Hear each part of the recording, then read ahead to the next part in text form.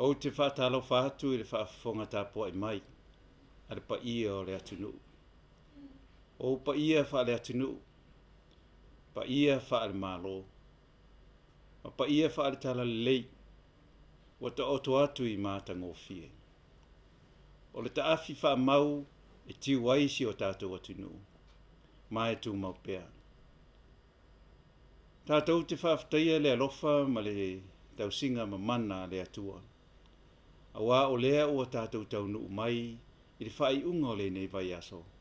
I le manuia ma le file mu. Wha malo le wholau manuia ma le langi mātafi. Ua longo le na iatea. Longo fo i le na yama. Ai tali mauli o toa na le to yaso nei moa moa. Le tau mawhainga le tātou toa sa moa i le taimirisanga le ipo le lalolangi i le lakapi liki. O loo wha ngā solo nei engelani. O lea ua ofi atu le tātou au i le sa ili ngā siampini ma Australia i le asosa nei. O se matati e longa matulanga ese i lo tātou tala wha asopito. Ma le taimirisanga o le lakapi liki i le lalolangi atoa. Talu mai o na wha availe nei taimirisanga. Ua tū mawalunga ai si o tātou atunu. Ua ave ai iau nei e whai masui o le tātou malo. Vai atu le tāpua inga le fionga i le awa malu o le malo. Le fionga le te maita i pāremia. Whapea le fionga le sui pāremia. O loo to e sea i fontanga wha avao malo i atunu e fafo. Whapea fo i le tāpua inga le fionga i le sui o le fono o sui tofia. Ma le tāwha tolu o le tātou malo. Le pa ia mawalunga o le atinuu, iona tūlanga whaalupe. Ai a le tapua inga sa mua uma o lo e mpapa au i so se tafa o ke lope. E mamoli atu mo o ngā lofa, ma wha manuianga, ma le wha malo si au, mo le tātou toa sa mua.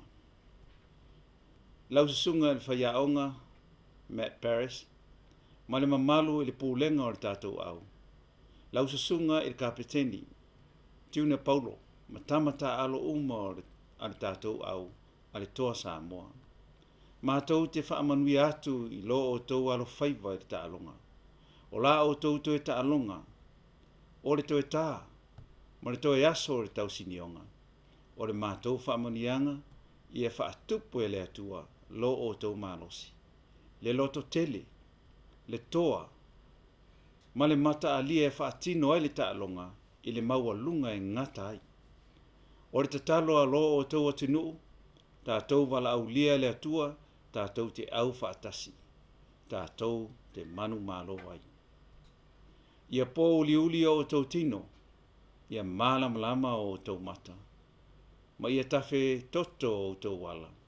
Manuna o tau mamana, I le mai ai o fontanga fa vao malo le fionga te mai tai palemia marsui palemia o le o mafai ai ona la awa yatu e tapo ia ta alonga ale tatou au I engelani o lo fa tasi umai ma o matou mauli I tapo inga a wale alo faiva o naia tatou tama whanau o le foi o fa unga fonoina le kapeneta I le aso le whaatino o tātou big screen po le TV tele I le apia pāk mo le maimo ina o tālonga.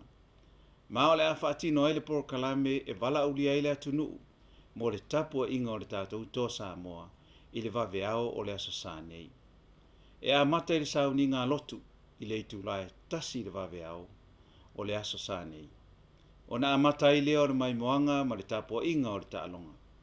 O le a foi o mautinoa o le tae au lava lea, e tā alo ai le tātou manu Samoa, I le la ta alonga whaavao malo, ma Romania.